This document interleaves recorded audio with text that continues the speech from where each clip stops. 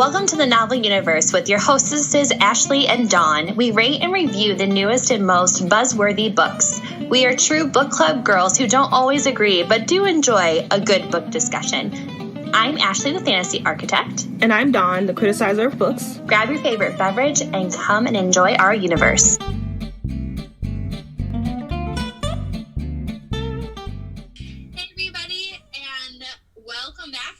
Universe with your hosts. This is Ashley and Dawn.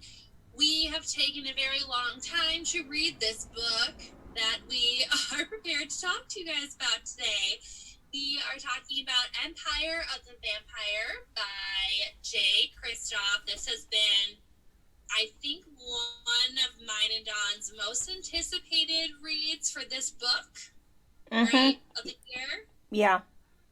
So we set aside time to read it because it is like a whopping almost 900 pages, almost 1,000 if you have a Kindle version. So it's big. It's very big. Buy the audiobook version because you will miss some key things that were printed within the book that add to the story. And I was a victim of this. So I learned the hard way that I had to go back and look at certain things that were missed. I'm not going to spoil and tell you what they are. I don't think it's a visual reference of some things. I don't think it's a spoiler. Huh? I don't think it's a spoiler. I think people know. All right. Well, we're telling you. Yeah. Don't buy the audio for that reason. Okay. So to get into Empire of the Vampire. From the holy cup comes holy light. The faithful hand sets world alight. And in the seven martyrs' sight, mere man shall end this endless night. It has been 27 long years since the last sunrise. For nearly 3 decades, vampires have waged war against humanity, building their eternal empire even as they tear down our own. Now only a few sparks of light endure in the sea of darkness. Gabriel de Lejeune is a silver saint and a member of a holy brotherhood dedicated to defending realm and church from the creatures of the night. But even the Silver Order cannot stem the tide once daylight failed us. And now Gabriel remains imprisoned by the very monsters he vowed to destroy. The last silver saint is forced to tell his story. A story of legendary battles and forbidden love, of faith lost and friendships won, of wars and blood, and the forever king, and the quest for humanity's last remaining hope. Dun, dun, dun. So, I did not read the preface of this book, only that I knew that there were vampires coming. Yeah. And I was excited. Okay. Because both Dawn and I can both say that we have been looking for the next vampire book, have we not, Dawn? We did not find it with Trace Wolf. No. Wolf failed us. I guess so. Right? She did. She did because she, double dipped into a story we No. I mean, I guess so, looking for the next great vampire book. Oh, okay. Yeah. I was like, girl, she did. We bashed that. Yeah, no, that was bad. It was bad. So, okay. What did you give this book? Okay, so I gave it a 3.8, but mostly it's not the book's fault for that. It's a me problem. It's not the book problem, and I'll explain. Yeah. I am also at the same rating as you. Like a 3.75, almost 4. And again, it's me personally. Into our dislikes. So yeah. Number 1 for me, the length of this book is just daunting. It is agonizing to a fault. To where it really, really affected my rating. Because it took so dang long to meet everybody that I wasn't as invested as I hoped I would have been sooner. Yeah. Within the book. Yeah.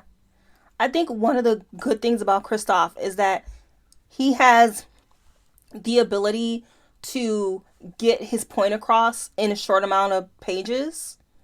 And he purposely made this as an epic journey book. And I agree. This book could have been so much better if he had just stuck to how he usually writes his stories. But this is what he was going for. He wanted to make a book like Name in the Wind, which I only read like 2 chapters of. But I understand, what he was doing with it. I just didn't like it. And that's a me problem. Mm-hmm. Yeah. I mean, I agree. This world was great, right? It was really great. However, the plot line is just so agonizing in some capacities because it's like we're building up for the next battle, if you will. And then it's a constant build up for the next battle. And with a very few rewards. Yeah. That's how I feel. Yeah. And that's my first issue, is that this book is plot driven. And I don't like plot driven books. I like character driven. And that's a me problem. If you like plot driven books, then this is your jam. If you do not, then it ain't. So. Nope. I like character-driven books as well. Plot-driven, No, I could care less about the battles, and I was honestly skimming over them because I didn't care. A lot of repetitiveness within these battles, for me personally, that I saw. And that was because I was listening to it for some of it, which did give me a glimpse as to, like, those little hidden things that could be hidden within the story. Not always, but again, if you like that type of stuff, go for it. I feel like it had a lot of the same things that when we read Game of Thrones together, I felt like I was reading these battles that I've read in GOT. Yeah. Like same setup, same kind of outcome, and then revving up again for the next, enemy to come, basically, is how I felt. Yeah. With that. So, my next thing that I had an issue with in this book, and again, this is probably just, this, as Dawn said, it's a me problem. There is a certain way that the story is told, and I think that the abruptness with how the story is told does not help add to the story. In a sense where I got lost a little bit as to who was talking and when they were talking. Yeah. I'm not going to say any more because it's a spoiler, but it's just, that really distracted me because I had a lot of moments where I had to pause and go, wait a minute, what just happened? Did I miss something? Was there something key that was just said? I don't know. Who's talking right now? I had that happen quite a bit. It was like that when you were reading the book too, because you kind of have to pay attention to the quotation marks. So if it's a single quote in a quote, he's talking to this person. But if it's a quote, like a double quote, it's this person. And then I'd be like, whoa, whoa, whoa, whoa.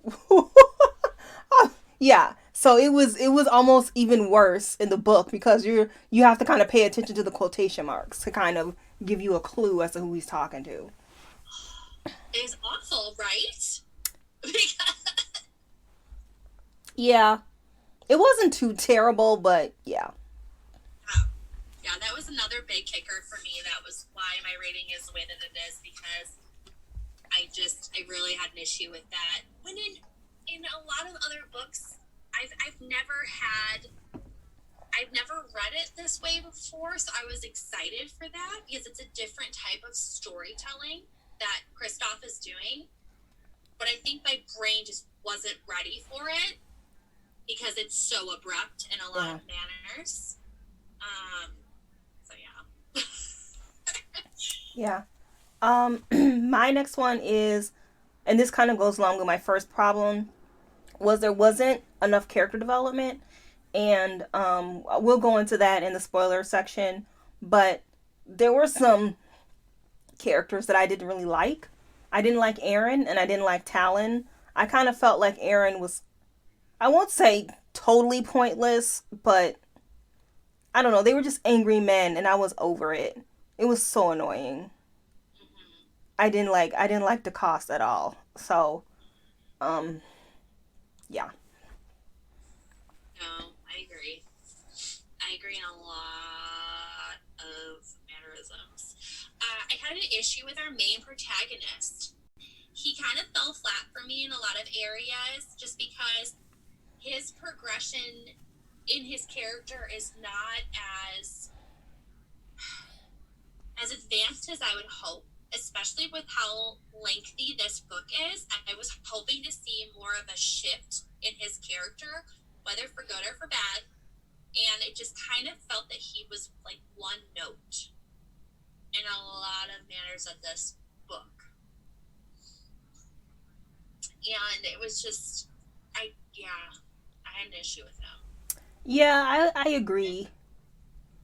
I liked him, but I didn't like him at the same. Like, do you know what I mean? Yeah. He wasn't anything special. Like, a lot of, like, I was reading other people's reviews of this book, and they were kind of comparing him to Geralt of Rivia. But I feel like Geralt was he had a sense of humor. Like, in book Geralt was a little bit better than TV show Geralt, but in the book he had a really interesting sense of humor. But he's portrayed as this monster killer and people don't like him and everybody hates him, but he's a really nice guy. So Geralt is way better than Gabriel. Like, there's no comparison as far as I'm concerned. Maybe if Gabriel had more of a sense of humor or something, I don't know what could have saved his character, but I don't feel like he was a character I've never read before. He wasn't special. Yeah, and I mean, I agree with you wholeheartedly. Like, Geralt has, like, he's like 10 times the better character. I'm sorry, we're a little biased. We kind of like The Witcher. Yeah. Both Dawn and I have read and seen the show. We can attest to our testament here, right? Yeah. I was kind of bummed with a few of the characters. I was bummed about certain characters, and I don't want to say because I don't want to spoil anything, but I was bummed with some outcomes of certain characters. Okay. It's so hard to not be like name dropping, plot dropping. Yep.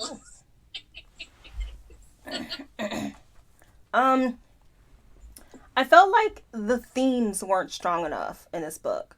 Like, this book starts off with a issue that a lot of people have, religion, and why can't God save everybody, basically. Why is there hunger and disease and pain in the world when God could just literally eradicate everything?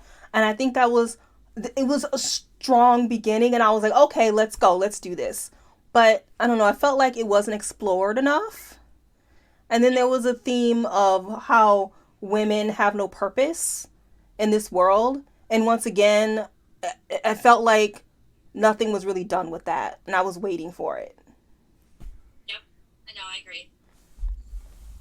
Because the religion aspect of this book, like, I mean, you're asking like one of the biggest debatable questions in our universe right now, right? Like, and you're setting that tone for this book, and it's like, it's so surface level that I was kind of disappointed in it. Whether you agreed with the outcome or not, I was like, okay, let's go there. Like, let's talk about like how their faith helps strengthen, these silver saints that they are, throughout this whole entire world. Like, that's what they live by. That's what they're dying by, and whatever. But it's not. It's very surfacey. And there's only like, I think like maybe once or twice where Gabe is now met at a crossroads where he has to decide, like, is he going to have more faith? I mean, and you're presented with some really strong female characters in this book. Like, really strong female characters. Yeah. And they don't waver. They are strong to the end type of thing. And, like, some of these men that we are, you know, immersed in their lives, I'm like, I don't like you. Like, I don't. You're just like, screw the world, F it all sucks, you know. And, you know, and they just go and get bloody and whatever, and it's fine. I'm like, so what's happening? Yeah.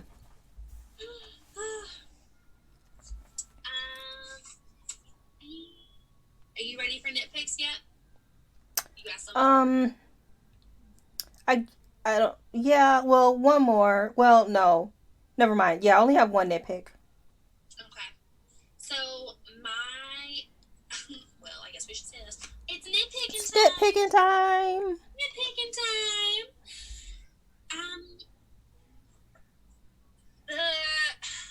Between the main protagonist and the main enemy of this book, how come we only see them together a few times? Yeah. I'm just saying. Not even I wish people could see our faces right now. Like, 900 pages, and we get 2 little scenes. Why? Well, it was on purpose, obviously. Obs, it was, you know. I don't know why.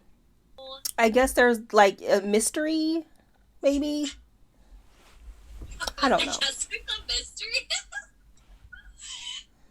What's your nitpick? I usually like Kristoff's sense of humor, but it was just a little too crass. And I'm not like, oh my God, stop cursing. Like, that's not me. But I was just like, between Dior and DeCoste and Talon with the F my face and just the bullying and just like, oh my God, I don't know how much more of this I could take. Yeah. Yep. I was a little over the language being used myself because I wanted to be like, could you find a different word? Yeah. Could you maybe find just maybe a different word? I've heard this conversation already from 17 other people back there. So, yeah. Well, good. I'm glad that we're on the same page with that. It makes me feel pretty good. Dawn and I are never like same rating on books. So no, this is we're an not. interesting one for us. Okay, so let's go into our likes. Okay.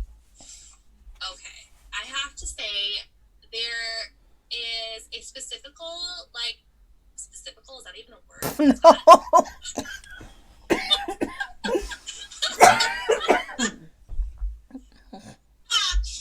Supercalifragilisticexpialidocious.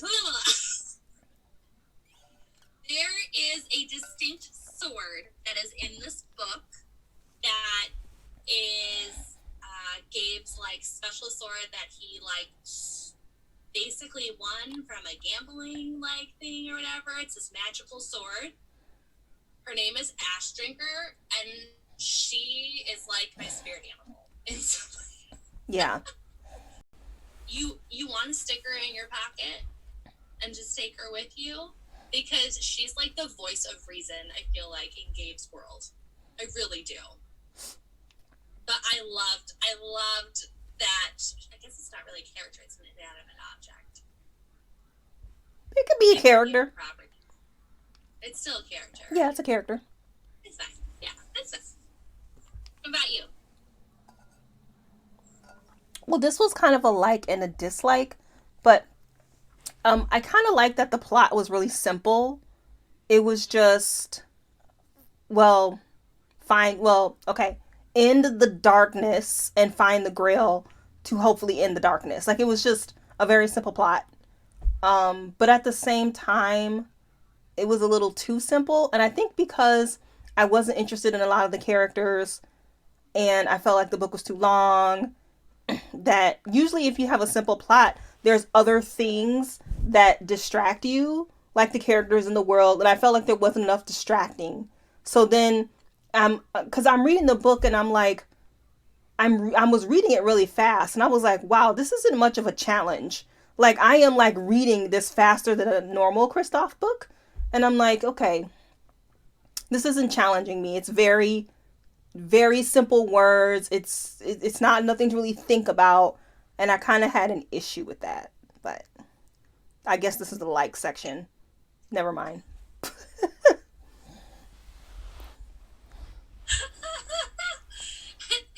Do you have a I like that it was simple, but because I don't like a convoluted plot. That's like the kiss of death for me.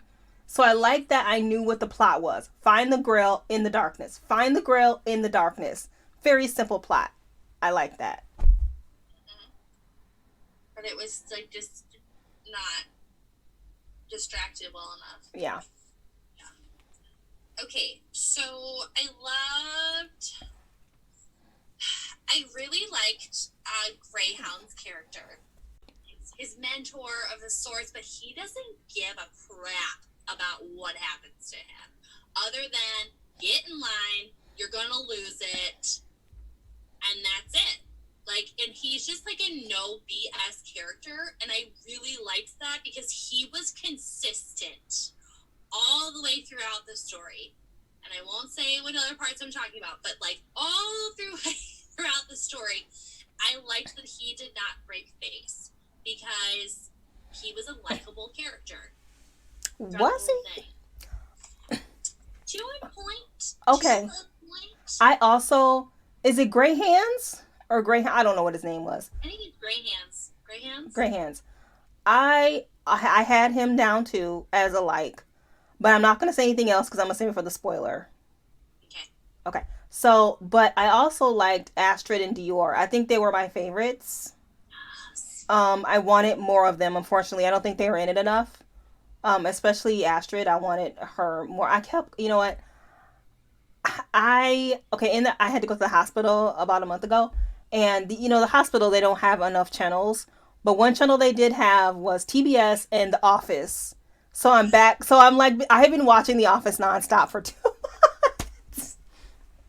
Anyway, I wanted to call her Assturd because that's Jan's baby. Assturd. I love that so much. Yeah. No, I agree with you. That was like another like of mine is the two people within this book that I loved and was really excited to read about did not get enough screen time. Yeah.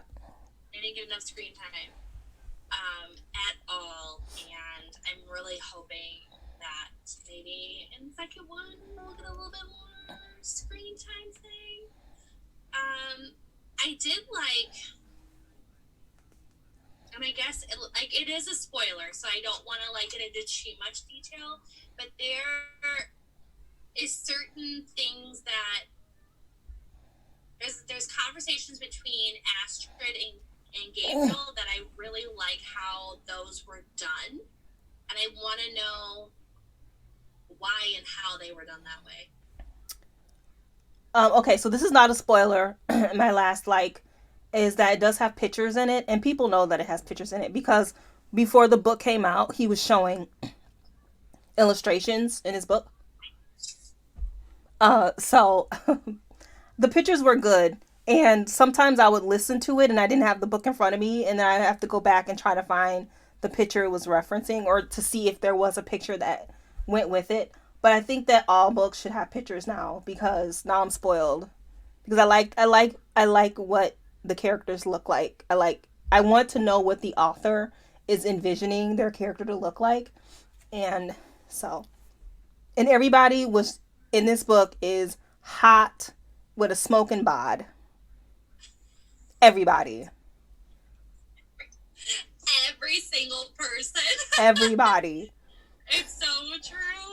It's so true. I know. I really liked the pictures, and I think it's because, like, as adults, like, we don't get picture books Mm-mm. unless you read a graphic novel. And, like, let's be honest, I don't read graphic novels as much anymore. Nope. Because I don't have little girls that I watch anymore, so I don't have the need to look at them. You know, but I really liked them, though, because I feel like that's something that, as an avid reader, I always want to know, like, what they were picturing the characters look like, because how I pictured them is not what some of the fan art looks like when it comes out, and it's, like, very skewed, different opinions or whatever, and it's like, nope, this is exactly how I pictured them to be. Like, he put them in there for a reason. Yeah. No. And we have a map, ladies and gentlemen. There is a map as well. I like maps. Very happy with that. So we are going to spoil it for you in 5, 4, 3, 2, 1. All right. Where do we want to start with this? Well, the big one that I knew, because I guessed midway through, because she kept coming to him in dreams. And I'm like, why would she do that? Because they're fucking dead. Uh-huh. So I kind of figured that out midway through. Okay. See, I did not. I assumed that she was turned, and she meaning Assturd. So Gabriel marries Assturd, right? And they, you know, happily ever after type of story deal or whatever. And he's like off on this quest, and she keeps popping up in this like wraithy form, talking about how like you're going places that I can't follow you, type of a thing. When are you gonna come home? All the stuff like that. And I'm like, did she get turned into a witch? Because there was like weird magical people happening. Not only vampires, but there was also like these witch ladies walking around trying to find the Grail as well, and saying that the Order didn't know they were talking about. You know what I mean? Yeah, I didn't know she was dead. And then when he was having a talk with Dior, I was like, oh shoot, she gone. And I was like in denial because I didn't want her to die. I did have an issue with it though, because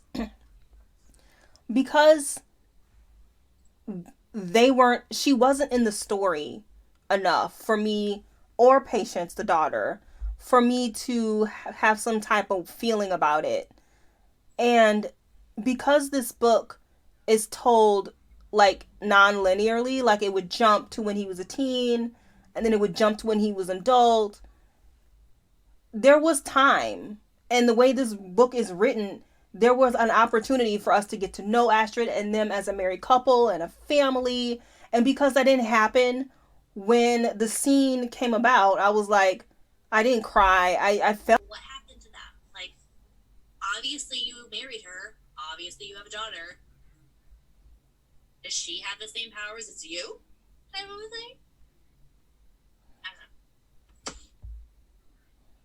I want to talk about the different types of Silver Saints, right? So you have there's like 4 different like main houses, right? And so the Silver Saints are deemed Silver Saint because they are sired from a vampire, basically. Like one of the big main 4, what are they called? Thought they were just families. Families, right? So like the Cullens, that's how I saw it, and I'm not even joking. With the Volturi and the Cullens and the different powers and all this other stuff like that. So, okay, they had the Blood Boss, which is like the Iron Hearts, right? And then the Blood Castian, Blood Iron, and Blood Divok, whatever. Girl, I don't remember.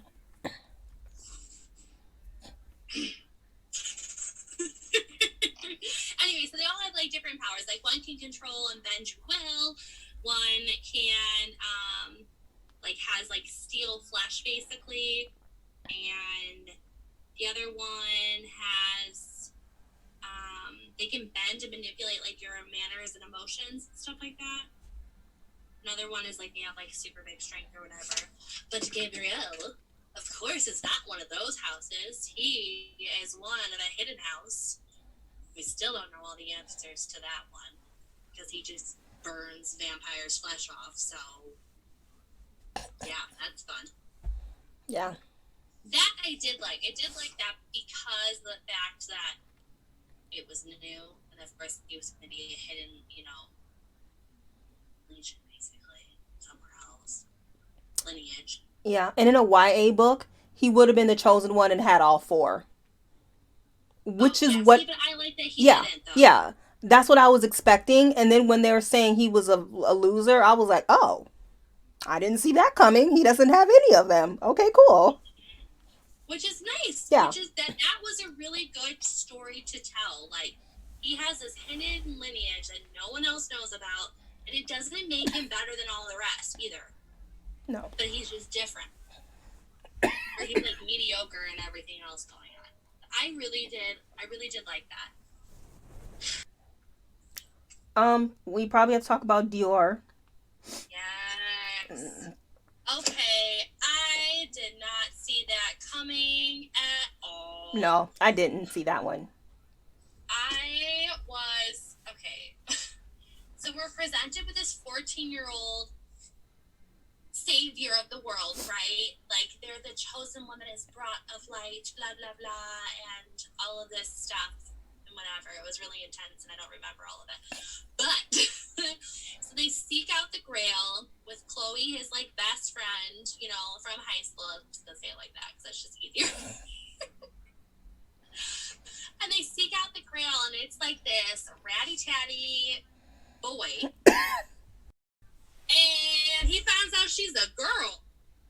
And then his whole entire perspective changes on how he treats her. Yeah. However, it's because his daughter has died, and we don't know that yet. Mm-hmm. Yep. Which, by the way, because I was at first like, are you really going to treat her like she's some dainty piece of property after you literally just continuously bash each other left and right? Yeah. But now you're like wanting to protect her, all this stuff, and then you find out about his daughter, and you're like, oh. Yeah. Oh. He has some daddy seeds that have not been fulfilled because he's literally just lost his daughter. It's basically Geralt and Ciri. I know! He's found Ciri. Know. But they don't, like, witch talk each other back and forth. No. Though. There's a good camaraderie there.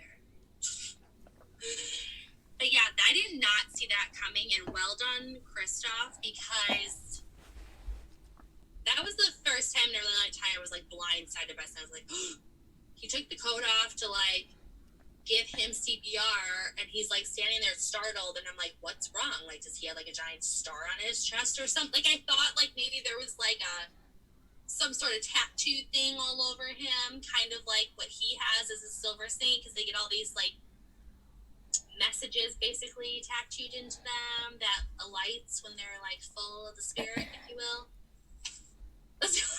Yeah.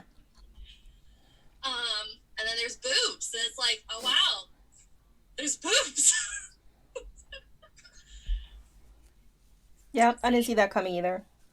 I didn't see it coming, and I also did not see that Dior was supposed to be sacrificed at all. No. And, yeah, no. I guess we didn't understand the prophecy good enough. No. But I thought Chloe was a piece of shit. And you know what? They kept saying, she's a believer. She's a believer. She's devout. That should have been a clue. But I didn't see it, though. No.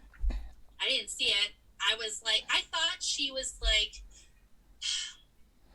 one of those, teacher's pets that's like, I believe everything you tell me, right, to be true. I believe everything you tell me. And so it's like, when her best friend from, like, you have to kill her, and she's like, well, I'm going to do whatever I have to do because I believe this to be true. And he's like, but I'm telling you, as someone who cares about you, you're making the wrong move. And she's still like goes to go through with it.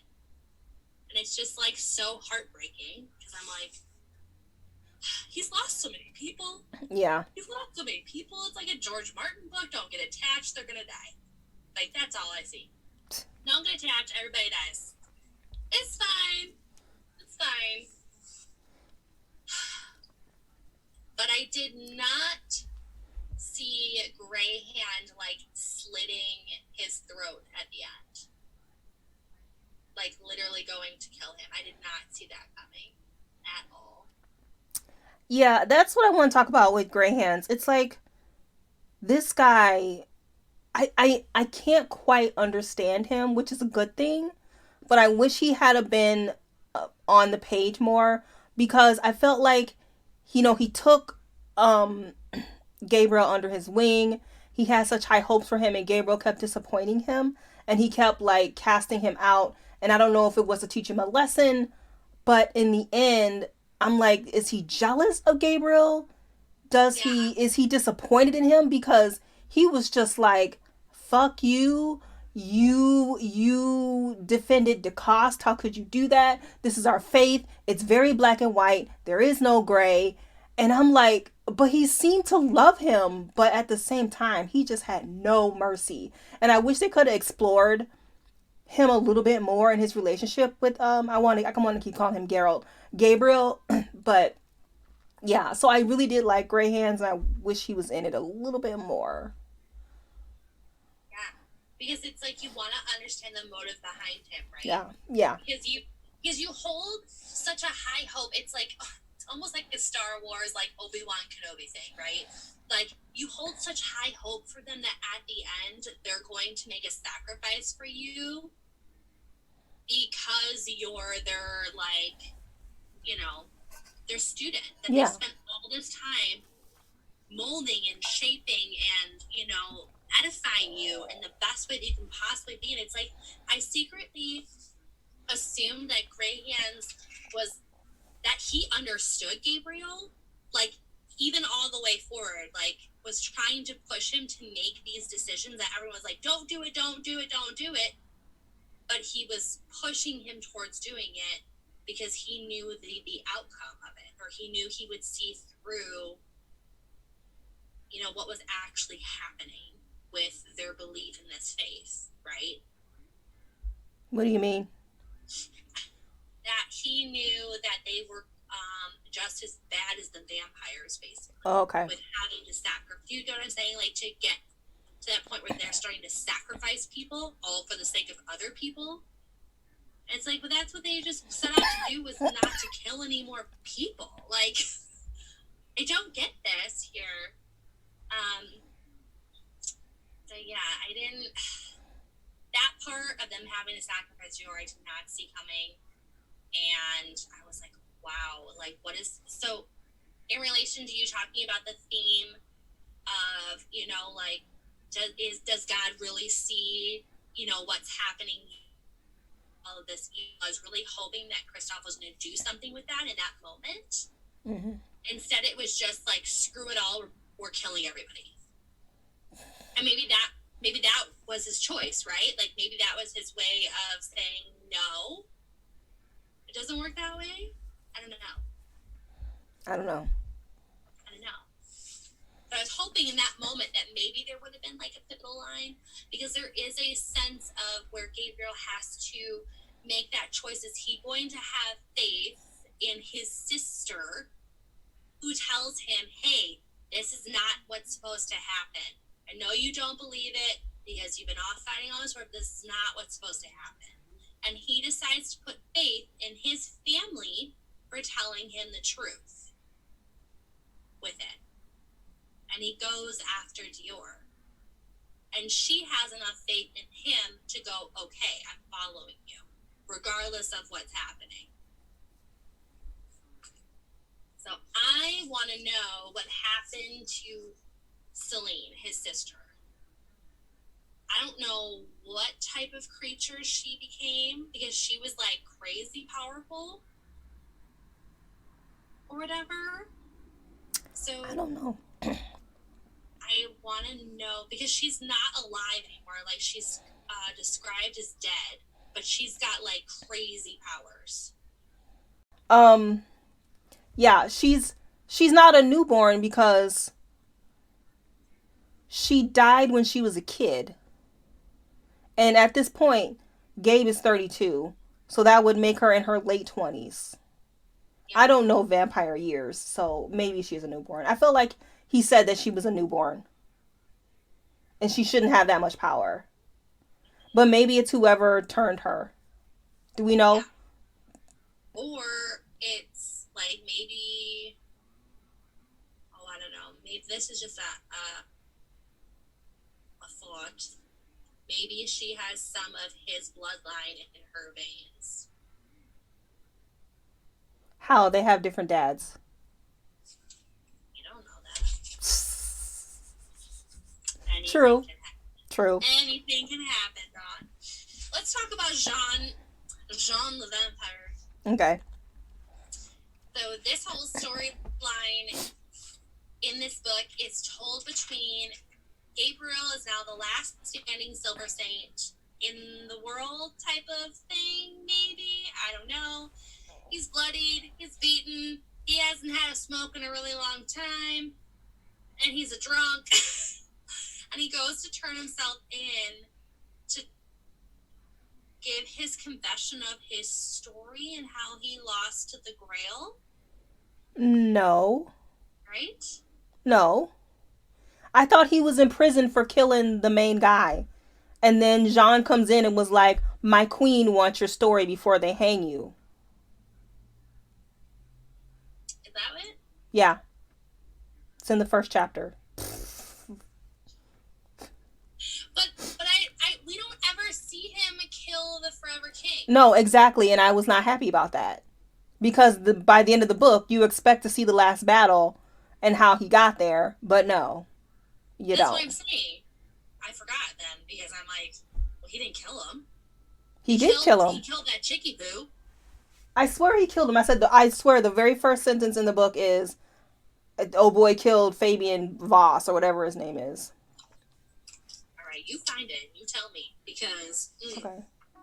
Because the way that the book starts and the way that the book ends is the same. He like attacks Jean. Yeah, well, yeah, he does. But I'm talking about the last little chapter or whatever is literally it's like dawn and dusk or whatever it is. Or whatever, but it's like it's totally in the same. So he attacks Jean-Luc. Is his name Jean-Luc? I don't know. Luke, whatever his name is. But he attacks him, and then I'm like, okay, so does he get out? No, he doesn't. Because that woman saves him. Oh. Well, John doesn't die. The woman comes in and attacks Gabriel and locks the door, so he's still locked in there. Mm-hmm. Yeah, it says the first chapter. It was the 27th year of Day's death in the realm of the Forever King, and his murderer was waiting to die. Gabriel. His murder, he was waiting to die. Yeah. Because the way that the book starts, so is sunset and then dawn, and so the way that the book starts is the way that the book ends as well. So is it actual dawn, like the sun comes up? Because then that means that he killed the Forever King and Day's death is over. But it doesn't say. It says the 27th year of Day's death. That's how it begins. Mm-hmm. But I don't remember how it ends. And I was paying attention to the end, actually. Yeah, because it's really interesting. It's really interesting. So, anyway. Oh my god, I didn't even notice that. You didn't notice that there was a same? No. Girl, I've read it like 7 times. Both of them. To find where the missing piece was. So anybody listening, No, it starts and ends the same exact way. This book is so dang long. How am I supposed to remember how the book starts? Okay, I didn't remember he killed him. Does he kill him? Is it just a metaphor? Well, it still says the sky above was dark as sin. Mm-hmm. So it's still dark. Oh yeah, Dawn hasn't graced that place. Maybe it's coming. Maybe Dior is coming. Maybe that's what's gonna happen. Maybe. I think Jay Kristoff likes... he either likes the name Dawn or he likes the word Dawn, because this is the second time Dawn has appeared in his books. Dark Dawn in the Nevernight series, and now this. And my name is Dawn, by the way, just in case you forgot. That's why I brought that up. He loves you. Do you have any other thoughts that you want to talk about? Nope. I think we covered all the things that I was like, oh yeah, and this happened. I did like, okay, I wanted to say this about Ash Drinker. I liked that she had a stutter when she got cracked. I think that was cute and well done. Yeah. Well done. Because I really like this dang sword. I was all for the sword. But it's fine. But yeah, anyway, we hope that you guys enjoyed our podcast. Again, sorry it's been a little long, but we've been busy. So, Yeah. until next time, we'll catch you in the next podcast. Bye-bye.